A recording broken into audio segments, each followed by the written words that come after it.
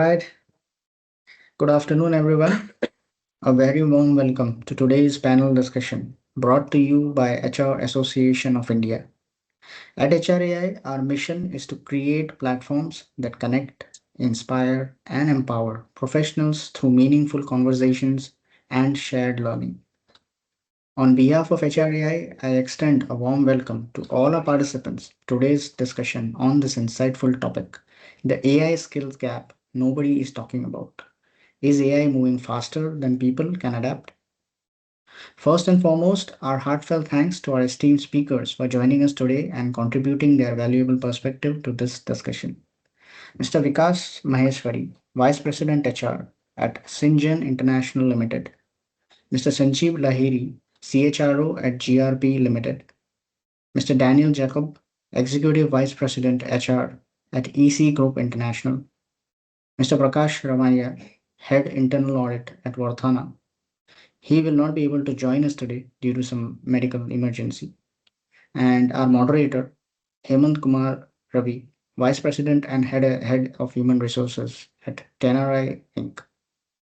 We are truly honored to have such accomplished leaders with us, bringing their expertise and experience for today's discussion. To know more about our speakers, you may follow them on LinkedIn. Their profiles have been shared in the chat window. For more information about HREI and upcoming events, please refer to the links shared in the chat. Now it's my pleasure to introduce our moderator for the session, Mr. Hemant, and invite him to take over as we move into this insightful and engaging discussion. Over to you, Mr. Hemant. Thanks, Faisal. Thanks for the warm welcome and welcoming all the panelists who are there, the August leaders that are there from the industry. I'm Hemant, brings around 20 years of work ex, working in the tech side of HR mostly, people tech transformation analytics side. So I'm kind of close to business and technology interventions that are happening in the industry. An engineer pedigree from Manipal and MBA from MT Ghaziabad in HR and IT. So somehow I love being at the intersection of HR IT strategy.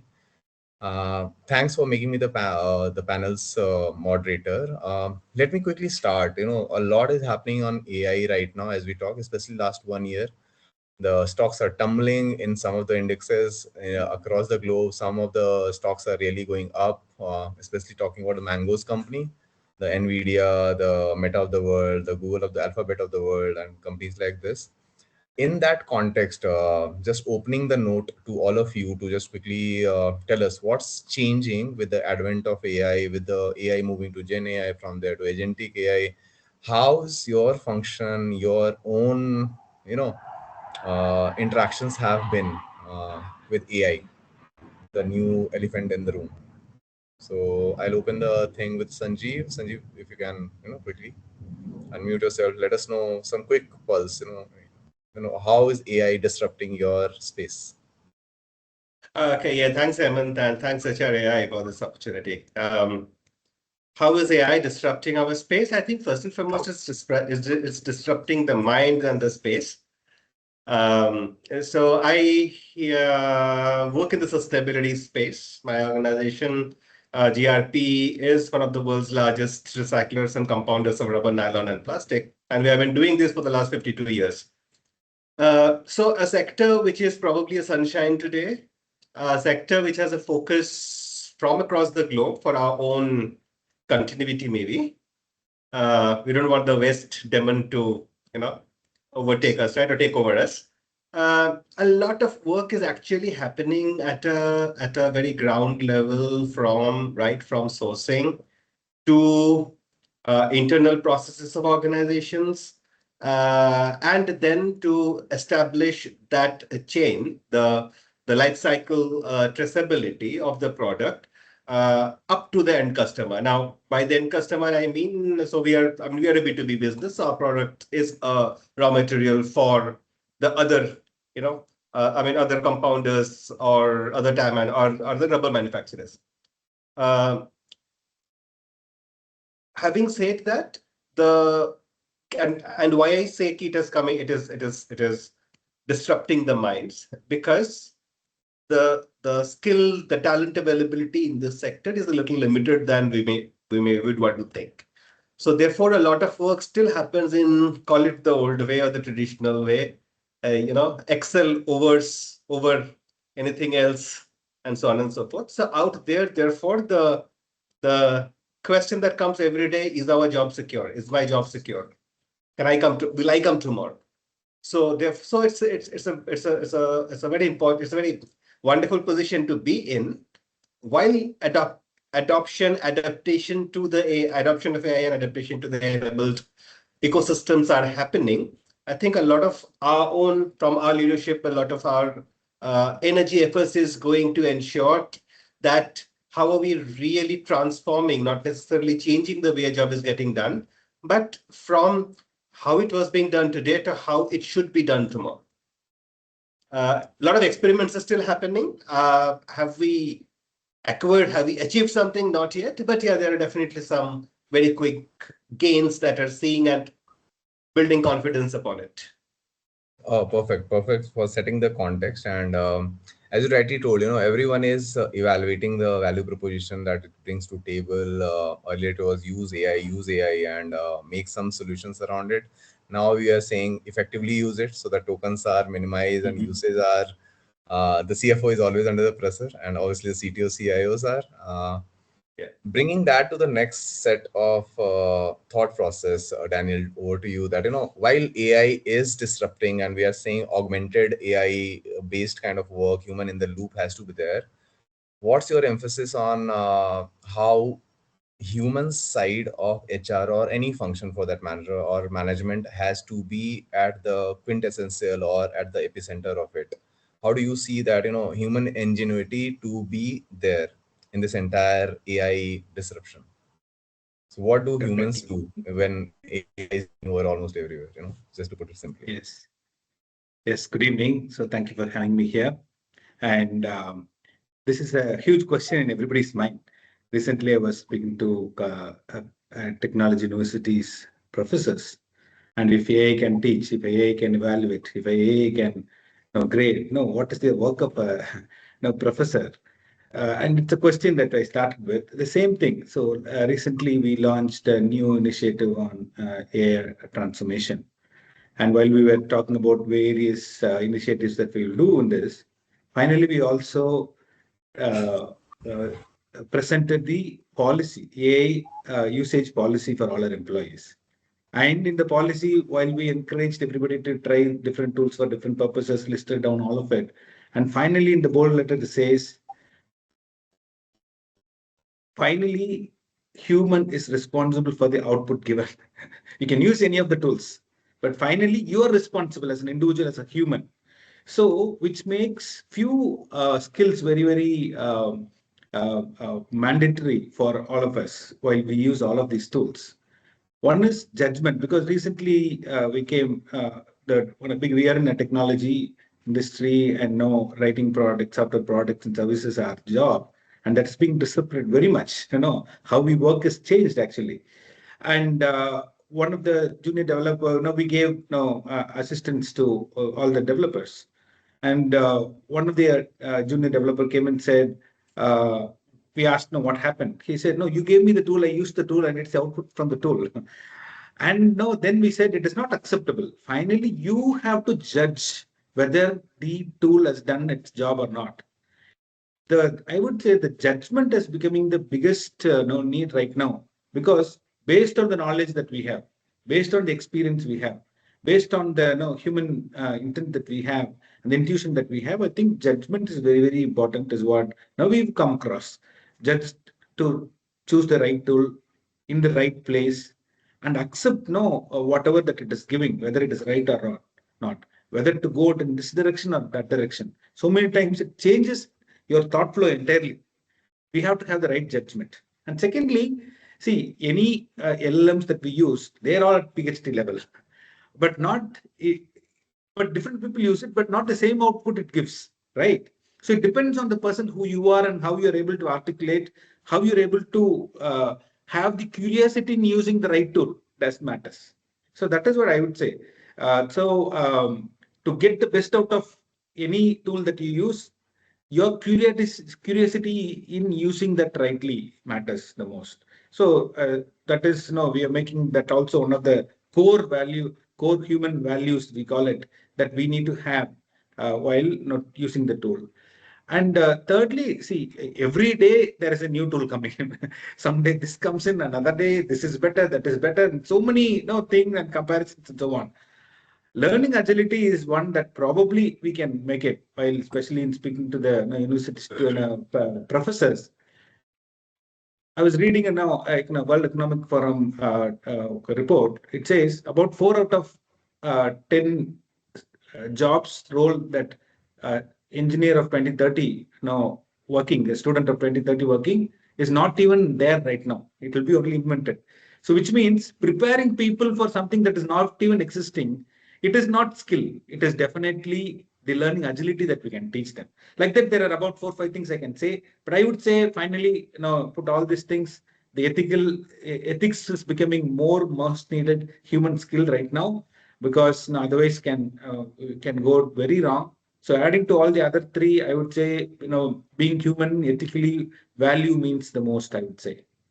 Thank you. I love the quote behind your, the backdrop: people-centric, purpose-driven, think long-term. So I think Yeah. that will correlate to our overall agenda. But yeah, Yes. rightly put across, critical thinking remains with them. The kind of domain experience people bring, AI can augment to that, but it should not replace, and it can't replace. The human judgment is always at the epicenter, or human in the loop that we Absolutely. talk about. The ethics Yes. part you spoke about, which is again great. I'm more hovering around critical thinking, and Vikas, coming to you, he's our showstopper. He's one of the partner I meet often in a lot of seminars and events by a lot of associations. So good to have you again hosting here, Vikas. The question Pleasure's that all mine, Hemant. Thank you. The question I hover around, and this is your last conversation I was having with you. While organization, employees, the entire talent landscape is revolving to the new, moving to the AI, and it's a no-brainer. But then there are people who are stuck, that they are not able to adopt, and we may talk about Darwin's law of adoption, or adaptation. Folks who have this mindset kind of blockage, not skill issue, but kind of a will issue, and they're not able to put themselves forward, that either my age has become translated, or I have reached some level, I don't need to do this, whatever be the road blocker, the mindset blocker. How do you, or how have you been able to address that challenge in the workforce, or in your close vicinity of the HR talent, or the leaders that we have?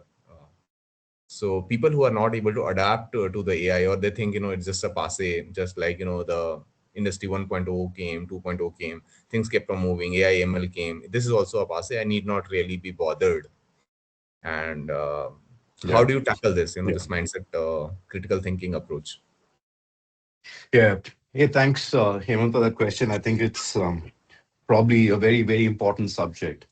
Um, Before I answer that question, I love the theme that Daniel yourself you've said, which is on the judgment side, and I'm just making this up. I could be absolutely wrong. That maybe when we use an AI tool, it's about I mean, if there was a formula to it, then maybe the first 70% is what AI does, and the rest 30%, which is the human judgment, is what humans do. I'm just saying this.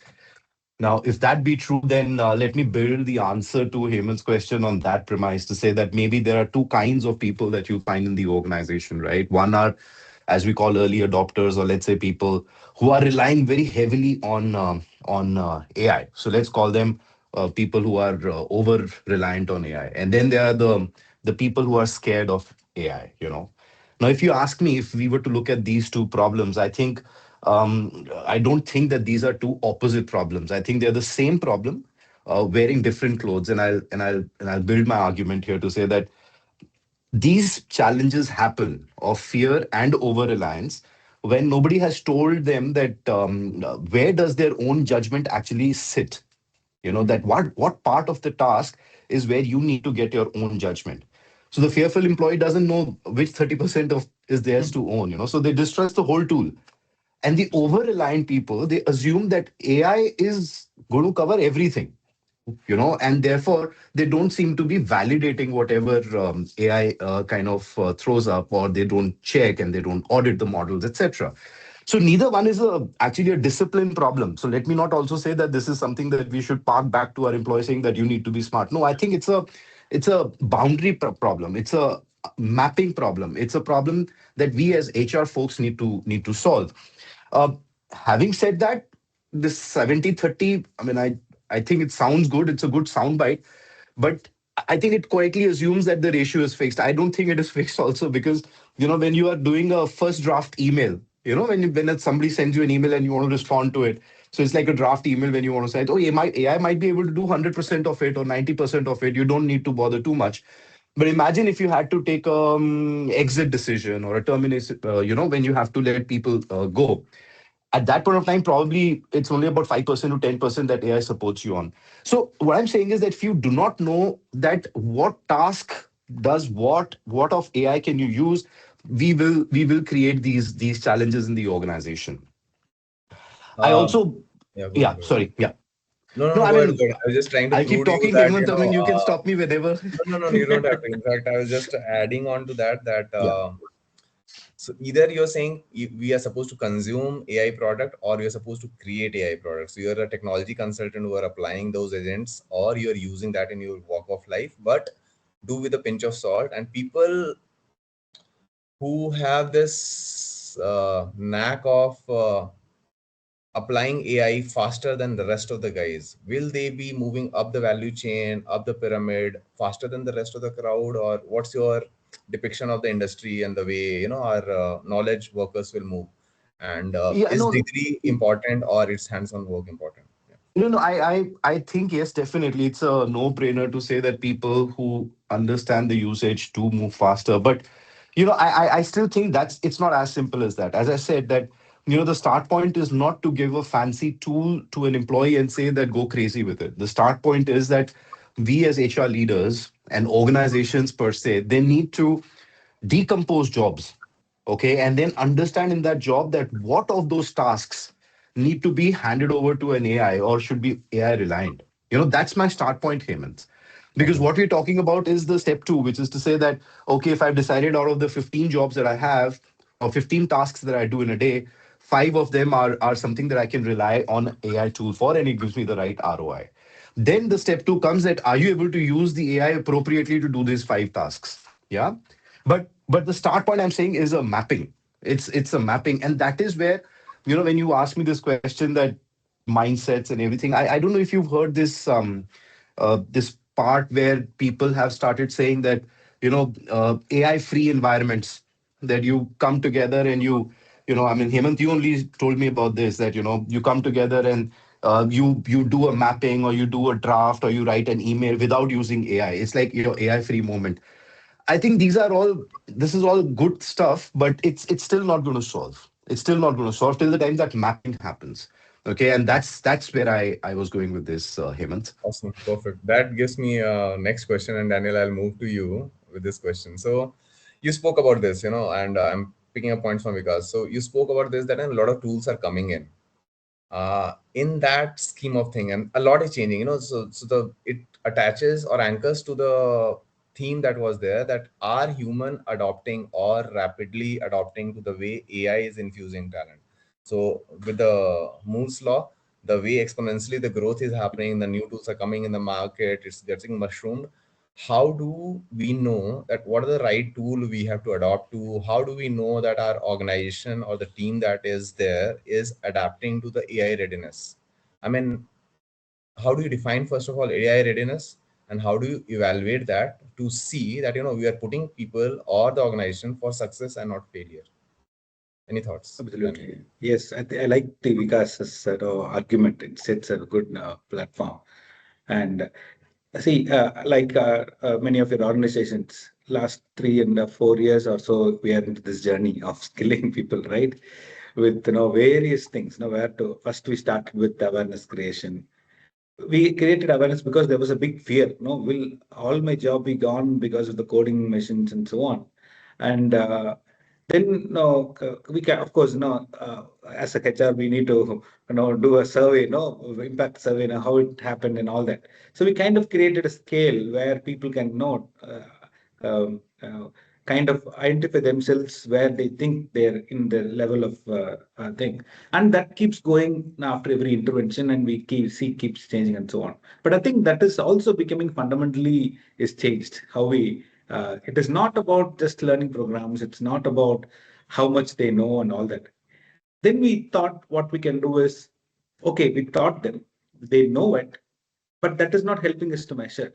And especially, uh, previously when we started giving the tools, how many tokens they used, that is a measuring statement. No, oh, you used, no, oh yeah, you used not using, no, so many things, no, use, we were motivating. Then, no, that also became useless because people are just committing.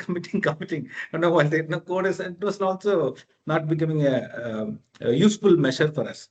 Then, no, kind of, it might keep change also. What we are doing now is, so if you are define, what kind of tools are you using for what purpose, then develop something. Okay, that's a 3D model that we're using. Develop something, and also then deliver. It is not only learning, it is not only using, but it needs to be put into use.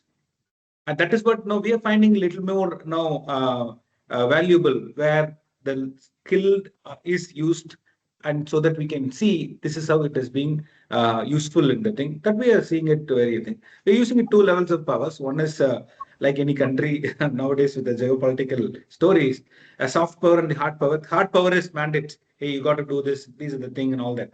Another one is soft power. Soft power comes in different areas.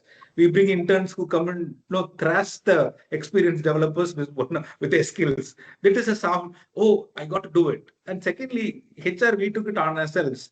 We developed our own learning management system. We white coded just the non-technical people. We did our own rewards and recognition, not because we wanted to learn, because we learned and we are very proud about it. Non-technical HR stuffs we developed and we are using in the organization, and it is another soft push. Oh, if these guys are doing, what are we doing? This is a 1 year, 4 month and people team work. And no, these guys done it now, vibe coded in a week or so like that. So the delivery part is actually kind of it is helpful for us so that it is people are able to see and do it, and we are feeling it extremely good and useful. That's how I would say. Perfect, perfect. So I think that's the way your decision-making capacity or the velocity at which the problems were solved earlier is kind of getting reduced, and you'll be able to see the outcome, Yeah. the measure of success, right? Now, thinking about measure of success, Mr.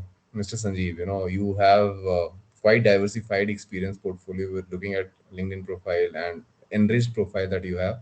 So help me understand this learning treadmill that we are talking about, that train someone, use somewhere, applied learning people are talking about, like create labs and all, do simulation, do sandbox. From there we heard Daniel saying that applied learning is fine, but it has to yield into some results, some outcome, so that we know there's a proof of concept which has been utilized. There's a tangible outcome, either my bottom margin or top margin has been enhanced. Help me understand this learning mindset of the treadmill that we are talking about, that since AI is evolving, people are evolving, HR skills are getting redundant. uh, how you, and now you talk about more about you, your team, HR org that you have seen, how things are shaping up in HR professionals life, and how you are ensuring that these HRs are up ready for the game which is future ready. So how are you building your HR capability or organogram? What kind of new roles you are hiring for? What kind of roles you are making it redundant? How's the GD changing? How's the knowledge skill attributes changing? Can you throw some light around this? You're on mute, Sanjeev, in case you're speaking. Yeah. Yeah, sorry. No problem. I was so intrigued with all the comments being made. I was just trying to see, and now a little caught probably on a wet pitch because I am not from the tech sector. I'm trying to bring in tech to a traditional sector, probably in some forms. However, at the same time, yes, I think it's like this: AI or no AI is not a question anymore. As organizations, as sectors, and particularly as sectors that are growing so fast as sustainability is, we I mean, we will be fools if we don't take the benefits of the of technology, very honestly. Now, how do we therefore bring in that, create that mindset? And I do. I mean, love the examples that Daniel gave, the hard power and soft power. Definitely learning from that, Daniel. Uh, it's.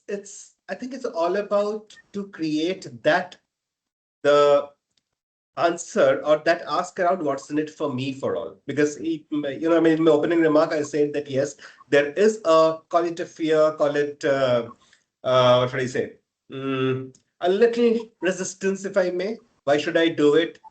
If I do it, will I be replaced, and so on and so forth. However, now it is probably for the organizations, and more importantly for the people function like us, need to be able to create that ask, that internal ask from the employee. Maybe create a FOMO at one point in time that, look, if somebody junior, or in colloquial language, as we say, tomorrow's kids or today's kids, that they are going to take over or move faster than I, then what must I do? Right. So, and also at the same time, I will just tell that, I think we need to be a little more cautious in adoption, probably, because I have seen this whole trend, and I'm sure maybe you might have also seen, or just may agree, that I have seen organizations copy pasting what somebody else has done. If that looks a little zazzy, then okay, they have done that, so basically we also must do it. Without any context to, do I really need it? What will I get out of that function? So I think the why of adoption, or why of moving to tech, needs to be answered first. And this is not the people's job, it is the leadership's jobs, including ours. However, to be able to then create the people's ask from that makes it more important. If I can riff, I was actually looking through something that has come up from McKinsey some time back, which actually used this term, which I love, is which is called as about active adaptability through a fluid development or a fluid deployment, take it like that, right? So maybe therefore, identifying the roles, identifying the jobs where we can use technology, whatever technology that we have, that we might have acquired, or we can afford, very honestly. Everybody doesn't need a spaceship to go to the moon or to the Mars. Second is to be able to create that ask from the people. If not this, then what? Or if this, where do I see myself next? Yeah.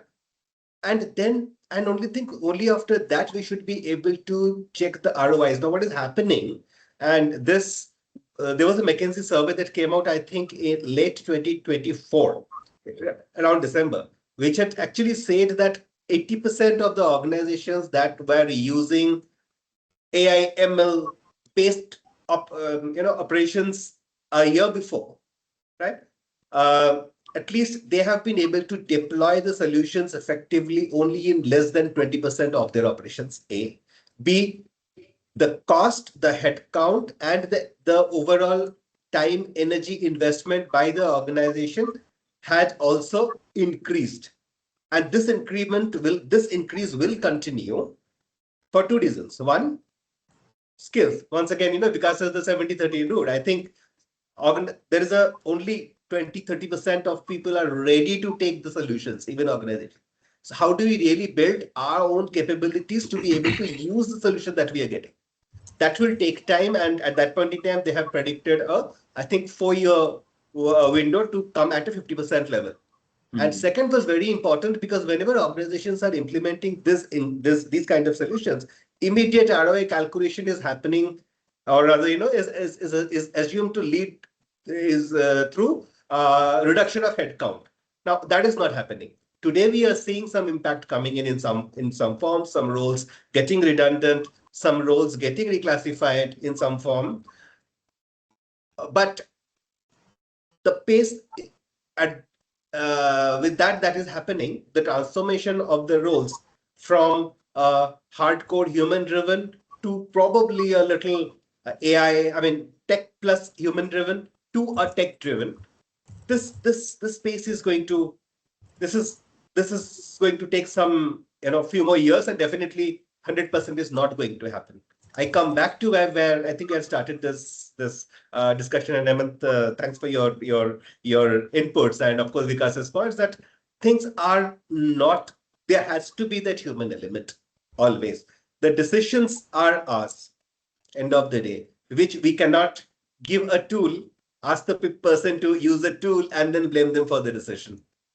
One way is right to make them aware about that they need to use their brains. But I think that is where the mandate driven by ethics and data security needs to come. So I'm not going straight into the and ROI calculation right at this stage. Let's adopt it first, create the guardrails. I think we can have another coffee conversation on how are we measuring ROI. Perfect. I'll open the floor to three of the panelists together, and I'm just trying to understand, like, what are the last AI skill that you guys honed or learned? It can be you, it can be your team that they tried. What worked, what didn't work, what, like, you were trying to shoot for the moon and you ended up getting the star. So it might be that you were learning something for something else and you applied it somewhere else. So can you share some real life scenarios that the audience can make use of, that what they should be learning for sure, what worked, did it work, did it not work, what is the pinch of salt that they should have taken it from? Anyone? All three of you. Let's make it but bit more personal and personalized. Yeah. I can go first if others, if Vikas has, I can wait. No, Answer. go ahead. No, There's no flow. You go ahead. We all talk. Because you ask, he will speak, so that's not a problem. Yeah. He has a lot of anecdotes and Good. stories. Looking forward this Absolutely, panel yes. again. No, I think a lot of fun. Good, here. Daniel. Good. Yes. See, as a non-technical person, as part of business, as part of leadership, bringing in skills to the employee and our core business skills, where the journey began with. But then, as I mentioned, during this journey, we conducted a hackathon for our teams. No, we said 1 week, one product should be developed for the developers. Okay, it's as a side thing. And I personally believe it will not happen. It cannot happen. I'm talking about some time back, but that time I did not really see. But within a week, this team, from the concept to deployment, within 1 week, a workable product. No, it was mind blowing. Then we said from the HR department, no, why don't we also start learning? And no, we saw all the tools that they used. Then we thought, no, we can also use. Then we terribly failed, because they knew the trade, they knew the connections to this tool, to that tool, and which actually we did not know. Then we took that as a challenge and said we will do it.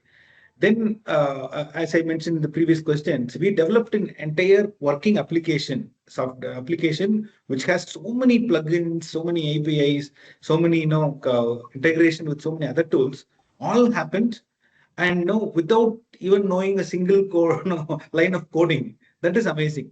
Okay, so I would say what I would encourage. So based on all that experiments, what we are now saying is every department should have AI literacy, basically, including the ground staff, Some people sometimes are for example, housekeeping people don't understand what the person who does not know our local language saying. So we are saying, let us train them, give them a tool. All of them have smartphone. Now, why don't we train them in a way to it? So AI literacy, we are trying to make it 100% to everybody. That is what now we are working towards. And after that, individual of the variety of skills based on their work function, for example, finance, what they can learn. I think the lot of in the Google suite itself, there are a lot of automation individuals can do without, So based on your business skills, put into the basic understanding of how technology works, how it sits, what is, basic understanding is what helping everybody. I'm feeling it very, very happy how the basic understanding that they already have for 10 years, 20 years is kind of shaped entirely by knowing the small understanding of how a system works. I think that is what I am seeing it as a big benefit. Perfect. Thanks, Daniel. Vikas or Vikas? I mean, there are. I mean, if you speak to people who've been using AI, like more like a passion and not just because this is a job, you will see and you will hear stories like in gazillions, and people are discovering AI every day. And I keep saying that um, AI is limited by your own creative thinking. I mean, if you can't visualize and creatively think of something, then you will not be able to do it. But the minute you open up that art of possible, as we keep saying, it just blows you away. I can just tell you personally, I don't make presentations anymore. Clearly, I don't.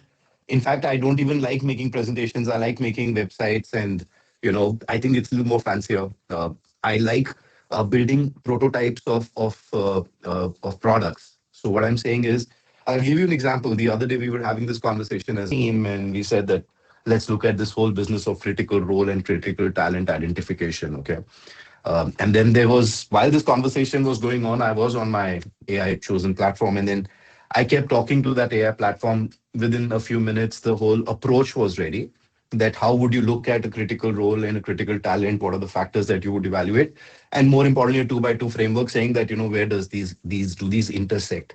And then somebody said, how do we kind of identify? So we need this data and that data. Within seconds, or not seconds, but within a few minutes, I was able to fix up a website. But then this website was just information. I said, how do I connect it? As Daniel said, that how do you connect it? I didn't use an API. I just connected it to a SharePoint, and did a bit of database connecting using Supabase, then hosting using Netify. And then I was able to send it to some 15, 20 odd people saying that, in your span, there are these 100 people. If you can identify it, it was like a questionnaire. Just click here, click here, click here, and you're able to identify who your critical roles and critical talent is. It happened while the meeting was going on. Right. So by the time the meeting was over, we had the identification coming back from some of the leaders. Now, there are many such stories. The only thing I'm saying is that if you're thinking of AI as a skill which you have to go somewhere and learn, that's your point of failure. It's not going to happen. AI is not something that you sit in a classroom and learn. AI is something that you be hands on. Don't be scared of it. It's the biggest thing I would say. Just do whatever it. You can't break AI. Okay. So just do whatever you want to do, even if it is using it as a chat GPT, Google engine, or whatever. Do that. Okay. And then I personally look at a lot of social media to get new case study, right? I mean, I look at social media and Instagram to say that, oh, somebody did this. And these days they give you the full setup. So I just build my own setup. So I spend about a half an hour, 45 minutes every day on just new things. So that's how you get into AI. And that's how all our people across, I mean, in the team are also picking it up. And it's happening, and it's happening very rapidly.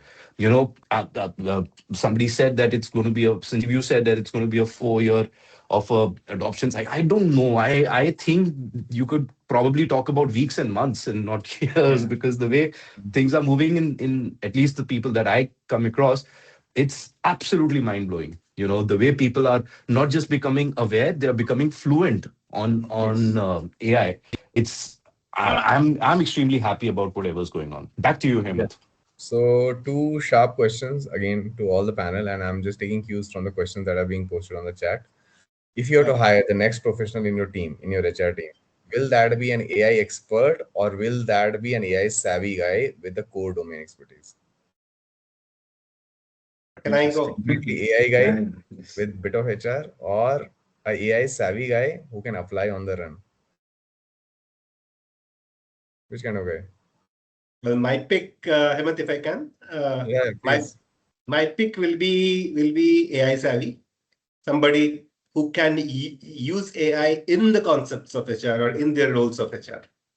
Uh, and yeah, because the 4 year thing, I didn't say McKinsey predicted in end Yeah, I know, 2024. I know. No, no, yeah, Please, I'm sorry. yeah, no, but you were very right in saying, and I'll also probably bring in another little anecdote onto that. That the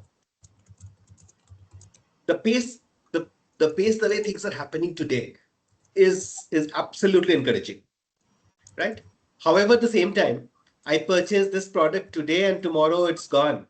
I can't Yeah. use it anymore, probably, or if I use, I'll fall behind. So basically, call it any kind of a revolution that is happening in the tech space is very, very, very. What should I say? It's while it's encouraging, at the same time, I think I saw some questions saying that will AI replace humans and so on and so forth. That's never possible till the time human race is probably there. However, how we adapt to the technology is ours, and how we utilize the technology to make ourselves effective, efficient in our own deliverables, in our own lives. I think it's completely into our hands. So what little bit we are doing in my kind of organization, one is a little bit of information to people that borrowing you from because that yes, you cannot break AI. It's not a toy that you will break if it falls from your hand. Yeah. So use it as much. And how can you use it?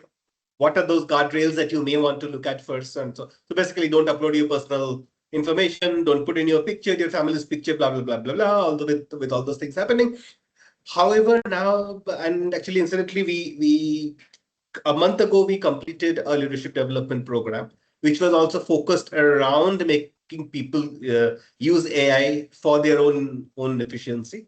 Right now, the projects that people are doing, it is mandated that you now have to use it, because what I also realized that in setups like ours, people will try to subdelegate to their, and I'm not even using the word sub delegate, I'm using the word sub delegate. So maybe somebody, so say some trainee who would have joined, who is much more savvy, my colleagues may go to that person and say, okay, you do this for me, but that's not allowed.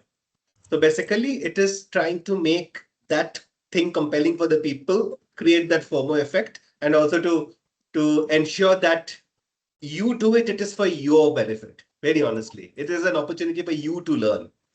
And I mean, nobody is failing in this. So at this point in time, a lot of my own initiative, okay, I'm practicing it. Incidentally, we as a team, we sit together, and what do we tend to do is actually practice prompting. Which prompt is giving me the best result before we actually adopt some. So there are some solutions that I'm very simple solutions that I'm trying to adopt. But prior to that, I have not opened that to my team. I'm saying first you learn what will you ask, how will you ask, and how will you evaluate that the job that your tech friend is doing, your non-human friend is doing, is actually what you want it to do. So yeah, a lot of fun games, getting hands dirty is Perfect. happening. It answered my second question, but anyways, like Daniel, because your question. So I was looking at, if you have to hire, do you hire expert or do you hire specialist versus, someone who can do a blend of it. Second was, what's the learning style people should adopt? A lot of guys are asking questions on the call that, as an early career HR professional, what AI skills or tools I should be honing, what certifications I should be doing. Would you recommend developing this over 2 to 3 years? I think over 2 to 3 years, a lot will change in the industry. So that will be too much. It should be over 2 to 3 months at max to remain relevant and create value for the business. So Priyanshu, your question, I don't think that era of 3-year MBA, 4-year BTech, that era is there. You have to really do something and start applying those, showing those case studies, those prototype. We're talking about fast prototyping, fail fast, fail early, freedom to fail, and all those things have to happen. You have to keep trying. So do your bet and learn on the run. That's what we are saying. Question back to the panel that learning style. If someone has to learn like this, Priyanshu, who is there on the audience, I'm using your name Priyanshu just to address someone, but it's a larger population problem that if I have been behind for XYZ reason, skill, will, whatever issue it is, or organization didn't give me the platform, whatever. I'm not going into excuses. What should be my learning style? Should I learn on the run and use whatever it is there, or should I go to a full-fledged classroom program or a e-learning or a VIT, virtual instructor-led training program? What should be my learning model right now as a learner? Daniel, Vikas, Sanjeev, anyone? Yes. See, I think, especially people in the early career, also freshers, I would say resume is becoming obsolete. It is all your portfolio. Okay, it is not about the text. We know how text can be generated easily, very fancily. But portfolio is what, no, even for non-technical jobs, I'm saying HR jobs, portfolio, which will include all that you've done.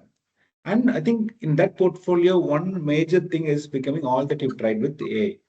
Okay, even if I wanted to hire the question, that earlier question, if I hire somebody, I will not really see whether this person is tech savvy and all that. Okay, you've learned whatever. What have you done with what you've learned? I wanted to know because that is what gives me confidence.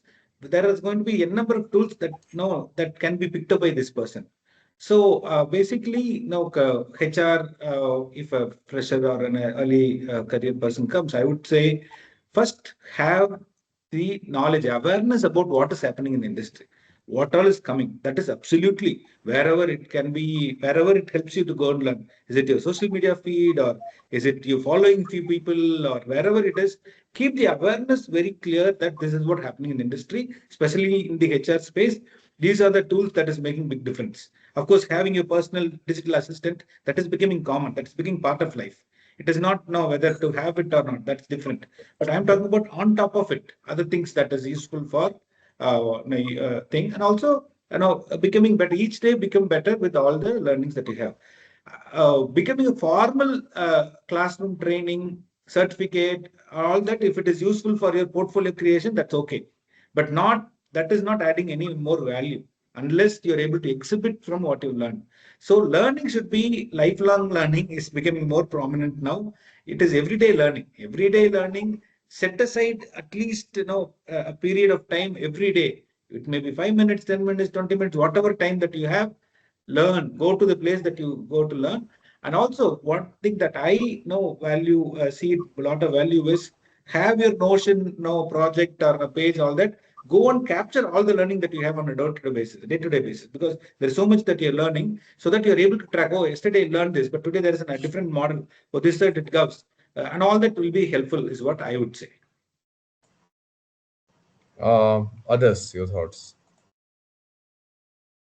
Yeah, I mean, I'll just take a quick stab at it. So I heard this somewhere. Probably AI is the new MBA, right? So, Yeah. but coming back to your learning styles, I think learning style, the way I understand it, it's very personal, right? I mean, my learning style would be, or chosen learning style would be different to yours. Some people prefer classroom learning, some people don't. I don't. It's very difficult to put me in one place for like more than 15 minutes. I know in this 1 hour of webinar, I have looked at my phone and my WhatsApp and my LinkedIn all together so many, many times, right? So different people have different styles. But there's one thing which is very particular for AI, and I say this because it's common across the people who I meet who have been on this AI bandwagon, is to say that AI also needs a lot of unlearning. Traditionally we have always believed in rote learning, saying that, okay, prompts, for example, okay, we up till about a year back, prompts was a big thing, right? We used to, okay, this is the structure of a prompt, this is how it should be created. Now that prompt engineering business is becoming a very different ball game altogether. I mean, I don't write prompts anymore. I set up my environment in a way that it is contextual, and it doesn't need me to give very intelligent prompts. So I unlearned some of the things and moved on to the new ones, right? So that I think is very, very important with AI, and no amount of learning or memorizing can make you a master of AI. AI is a lot about, because tools will keep coming. LLMs are there, but tools will keep coming. What do you use for what, and what do you abort over a period of time? So you may be using something today, but then how do you abort it and move into something else? Now that is a matter of, actually, like Daniel was saying, keep building, keep building. I think that's the core of AI. If you're just using AI to do Google kind of searches, okay, it's good, but you need to go ahead and start building on AI, because that's what AI is supposed to do. And that, for that, I don't think you have. I mean, that information is out there. You know, I mean, if you want to look at certifications because it enhances your portfolio, as Daniel was saying, so be it. But if you want to really learn, okay, then it's all about doing it yourself. For me personally, Insta, Facebook, a lot of this LinkedIn, a lot of these social media channels work beautifully because I get what others are doing, and then it opens up Yeah. my own thinking, and then I go hands on, and I learn it. So that's what works with me when it comes to learning style. Baki, some people have a learning style of sitting in a classroom, somebody teaching them. I've trained a lot of people on AI, telling them this is how you set up your Claude, this is how you do this. But the minute I asked them the next day, oh, I forgot, what did you say? The problem is that you were not hands on. But if you sit down and you do it hands on right then and there, okay, then it stays with you. So Okay. that I think is the answer to your That short makes sense. answer to your Makes long sense. So question. basically, he's inching towards the Kirkpatrick model of 70-20-10 principle, applied learning, Yeah. learn with the peers. That's the best way to speak. Otherwise, with a ice span or retention span of a fish, golden fish, you'll not retain much. And keep applying. Yeah. M has two good questions, and I'm hoping he's one of the fresher. But classic question: will AI replace humans? uh, Take a stab, but connect that thing with the question that the person is asking, that which certifications are best for freshers. Freshers in which domain? I don't know right now. Which industry? I don't know. Which stream? I don't know. So it's quite generic question, M. But again, opening it up to both of you. I mean, three of you for both the questions. Will AI replace humans? Yeah. And if I Quickly, have to learn some certificate, which certificate should it be as a fresher? I'll quickly answer, give my 2 cents. See, will AI replace humans? I think it is not replacing humans, but it is replacing human values that is being added. Okay, the skills, it's replacing the skills. If you think still coding is the skill that will helpful for you, if you think talking or writing is the skill still that will be helpful for you, no, it is changing. It is no, as we talked about in many ways, the human value that added into the system are changing, not no longer what it was before. So to take out of the fear of the question whoever asked, no, it is not replacing, but if you don't augment with all the AI, then probably you'll become obsolete. Now, if you are becoming obsolete, then who will want to use it? So that's the question. So if you are you being in this conference on the webinar, I think shows that you are learning. So I don't think that it will replace you. One. Secondly, certification. I think certification as such makes no value unless you learn, as Vikas said, you learn anything from it and build something with what you've learned. So otherwise, there are hundreds of certificates in edX. You go and now so many things you have. No, you need not even pay, but there are so many certifications. But it does not add any value that you can create something. Then it is not of any use. Perfect. Thanks, Daniel. Any other additional pointer or radical answer? Vikas is No, I good at think giving it's that. So, yeah, go I ahead, think Sanjay. it's equal to Daniel. And I, for one, I don't think there is, I mean, given, see, AI is not like a SAP or those CCNAs and CCNPs of the world, which at least I saw in my professional grow up years, which were hot skills. And in a couple of years, all of them became cold. So, unfortunately, it is not like that. It is, as Vikas very rightly said, it is about play. It is about using it. It's about absorbing it, utilizing it. So I think the value that you would add to yourself and also to your profile. And once again, I think I'm borrowing this from you, Ahmed. It's not a CV, it's about the profile that we are. That now, as recruiters sitting on the other side of the table, will look at that who are you, or basically what value do you bring into the organization, not necessarily what is your knowledge profile. You get me? What is it that you are bringing on the table? So therefore, it is more important to probably showcase some of your work to be able, or and also to be confident that look, whatever I have done today, tomorrow if something new comes, I am open to use it, to be able to change myself or to learn that. I think that is what even I mean in organizations we are looking for. So, and Perfect answer. Yeah. as I said, in the human race is there. Till the time human race is there, nobody else is taking us unless we are really creating a monster and letting the monster take over. So Perfect. But I Just know you add that in, a then lot I'll of add the in. Yeah. science, a Go ahead, lot of the Vikas. science fiction movies have eventually come true, right? I mean, Yeah, so true. don't it's know. coming. And I Yeah. keep telling people that a lot of people ask me this question: what do you think the future looks like? And I keep saying that traditionally future always used to be an extension of the present. You look at the history trends and you say, okay, this happened in the past, so this is going to happen in the future. But when it comes to the world of AI, I think it's not an extension of the present. It is a pivot, and we don't know. None of us know here. The gentleman or the lady who asked that question, none of us really know where AI is headed. And will it replace humans? Will it not replace humans? I, for one, don't want to risk answering that because uh, replacing humans is a very, very big concept. Okay. But if your Yeah. question is more about jobs, that does it replace jobs, then I have a point of view.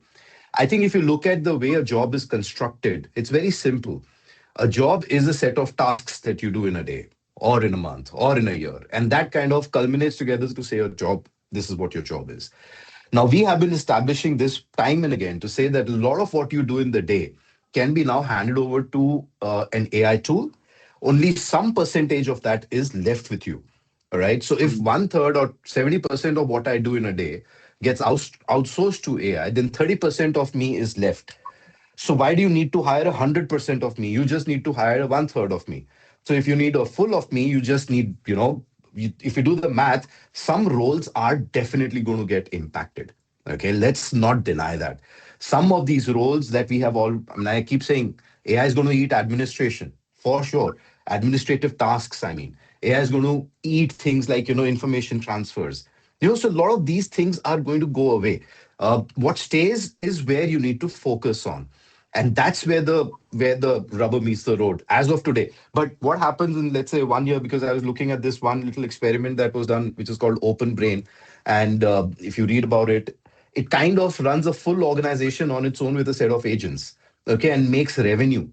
Not a human involved. The only human who was involved was the one who orchestrated the entire agentic setup in the organization. That's the human who was involved, and it's making a lot of. I mean, it's all there on the internet. You can figure this out. So if you ask me that where should you be headed today, I think AI is table stakes. If you were to, I mean, I'm just going to give a summary of some of the questions that I didn't answer.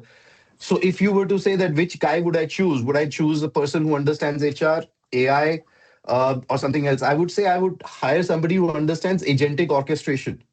Yeah. Orchestrating AI. That's the core thing that, where do you put AI to solve for what? That's Yes. what is needed along with core. Core is the subject matter expertise. Just being fluent in AI is table stakes. That is a given. You have to know that. I mean, that's not even an evaluation parameter. If you don't need that, you don't have that, you don't need to be around. I mean, you can't survive. It's as simple as that. So for all the freshers, I would say get your act together on building products. Mhm. Keep the core of whatever you are involved in. That's why Hemant asked the question that he doesn't know whether you're from HR background or finance background or whatever, so he can't really answer because he wants to know, are you, what specialization are you into from a core function point of view? So if you're into supply chain, logistics, marketing, all of those things will remain.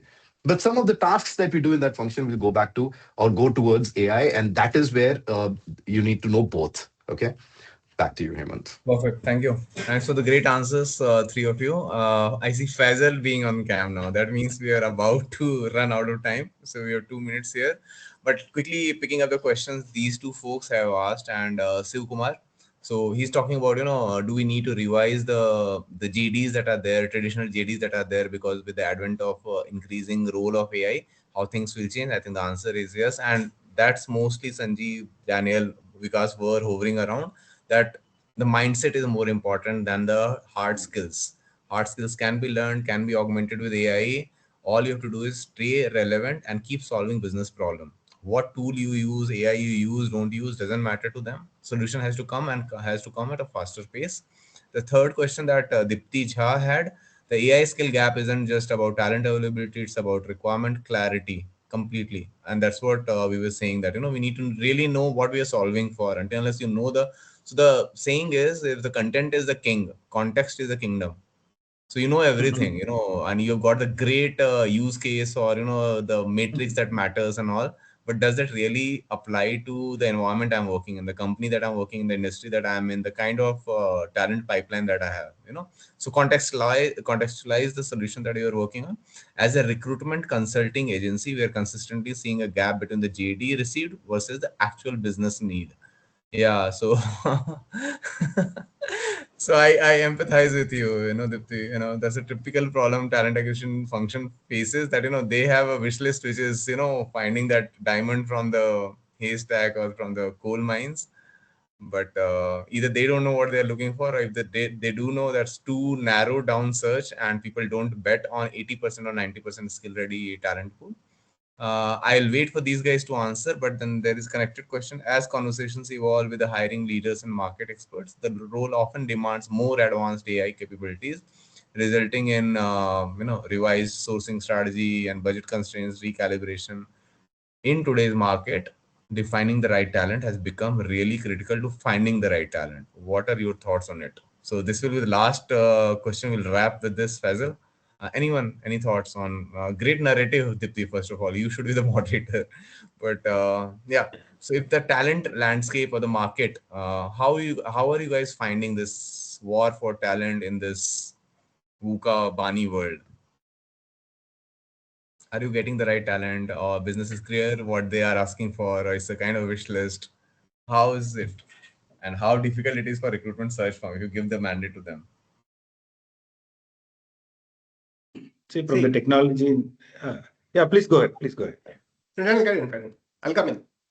In the technology world that we are working in, we used to be saying, no, now full stack developers. No, not front end developer, back end developer design. Full stack developer is what now we were talking about. Now that is also being deconstructed. No, that is not it is.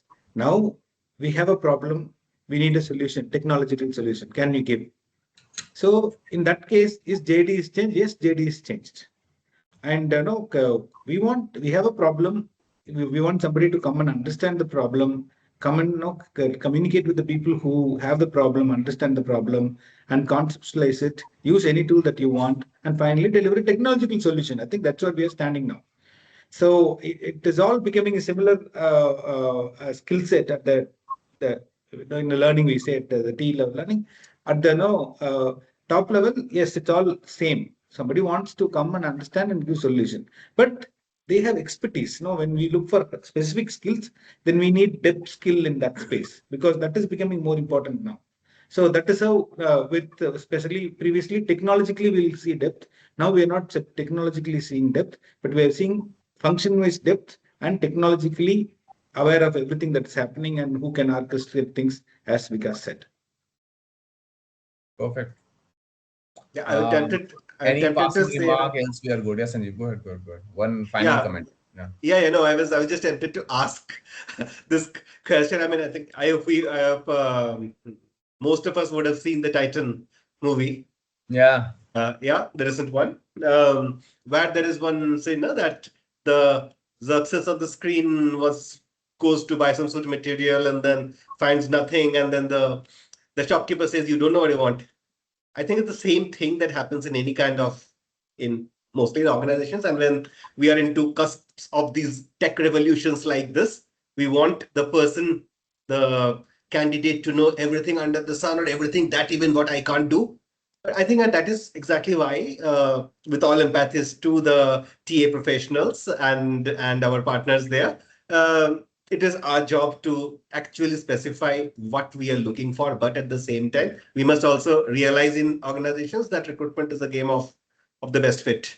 Not everything. We are not hiring, or we can hire agents to do our jobs, but probably we are not recruiting robots. This is something that we need to remember. Not And yet. Not yet. Not yet. Very right, because. So yeah, but at the same time, as a candidate, if I am a candidate, I must be open to experiment. And we have spoken on this so many times during this conversation. Experiment, learn, relearn, unlearn that I need to, and end of the day, be able to solve the business problem. Thank you. Final comment, Vikas. One liner. Your punchline. I have no punchlines. I mean, yeah, I mean, I really don't have. All I can say is that there is also, a finger points back at the recruiter. I think the job of a recruiter has also changed. It is not to be an order taker, look at the JD and then go crazy, looking for the profile. You have to now start looking at pushing back to the organization or to the hiring manager, whoever you're working with, and educating them on the following: that don't hire for a person who drives a Ferrari when you don't even have the roads which can handle a car. They're meant for a bullock cart. So, and that is where a lot of, I don't know if you've been reading, a lot of attrition is happening at levels. I mean, we call this the early attrition, right? People who were hired as AI champions, but when they came in and they realized, well, they asked me for this and they asked me for that, but the organization is not ready to use my capabilities. So you got to be acting more like a strategic thinker, as Hemant keeps saying, and then more importantly, like a person who thinks about, org design and orchestrations and right tools for the right tasks and stuff like that. So the role of recruitment has also changed. But if this recruitment function is going to remain like an order taking function, then we are headed for disaster. So I'll just say that much, Hemant. Thanks a lot. Thanks all for lively and vibrant last an hour that we spent time with 27 odd folks who were there on the call to Indian. Faisal, back to you, and I think with that we can wrap up your final comments. Thank you, Hemant, for leading today's discussion with such energy and ease. Your thoughtful questions brought out the valuable insights from the panel.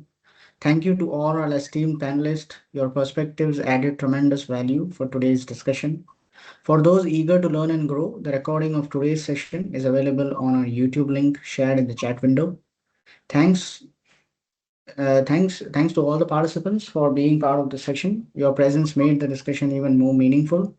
We look forward to welcoming you in our next session on the topic The Loyalty Shift Redefining Commitment in the Modern Workspace on July 13, 2026. With that, we conclude today's webinar. Thank you for being part of this journey. Thank you. Take care and farewell. Thank you. Thank you all. Thoroughly Thanks enjoyed all. the discussion. Thank you so much for having us here.